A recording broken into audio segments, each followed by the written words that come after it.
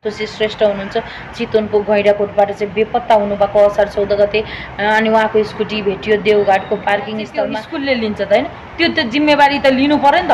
त्यो हजुरआमाको त एउटा भनौँ बाँच्ने सहारा खोसिएको छ हैन।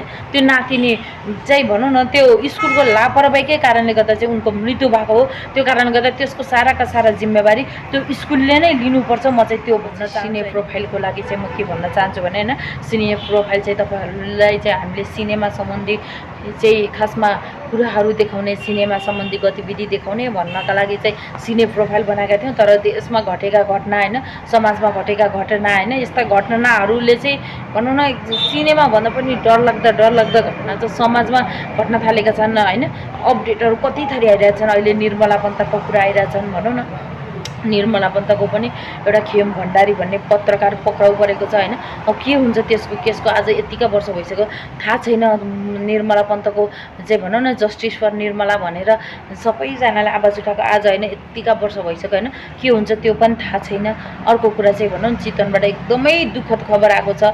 मैले टिकटकमा नै हाल्दिएको छु हैन। जो चाहिँ सन्तोषी श्रेष्ठ हुनुहुन्छ चितवनको गैँडाकोटबाट चाहिँ बेपत्ता हुनुभएको असार 14 गते अनि उहाँको स्कुटी भेटियो देवघाटको पार्किङ स्थल अनि उहाँलाई कुरा कतिको सत्य हो तथ्य हो त्यो थाहा छैन। तर पनि आजको दिनसम्म सन्तोषी श्रेष्ठ फेला पर्नु भएको छैन। यतिका दिन भइसक्यो। त्यो आमा रोएको, त्यो दिदी रोएको देख्दाखेरि अझै पनि मन चाहिँ त्यो भनौँ न भाव विह्वल भएर आउँछ। त्यो कारणले गर्दा कोही कसैले देख्नु भएको छ भने 28 वर्षीय नर्स सन्तोषी श्रेष्ठलाई काहीँ कतै देख्नु भएको छ भने कृपया नजिकको प्रहरी कार्यालयमा खबर गरिदिनु होला। हामी त्यो भन्न चाहन्छौँ। किनभने त्यो परिवारलाई एकदमै गाह्रो भएको छ, एकदमै छटपटिनु भएको छ।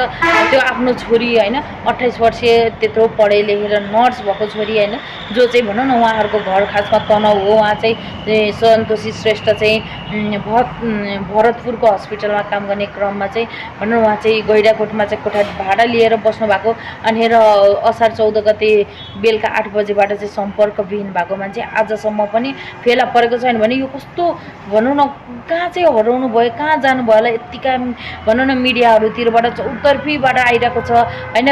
भनौँ न उहाँको चाहिँ बेपत्ता भएको खबर आइरहेको छ। उहाँ काहीँ कतै अप्ठ्यारोमा पर्नु भयो कि के छ भने पनि भनौँ न कोही कसैले देख्नु भएको छ भने पनि कृपया त्यो फोटो हेरेर चाहिँ भनौँ अझ बुटोलमा भनिएको छ हैन। त्यो कारणले गर्दा बुटोलको जनताहरू कोही कसैले देख्नु भएको छ भने पनि कृपया चाहिँ नजिकको प्रहरी कार्यालयमा चाहिँ खबर गरिदिइहाल्नु होला हैन।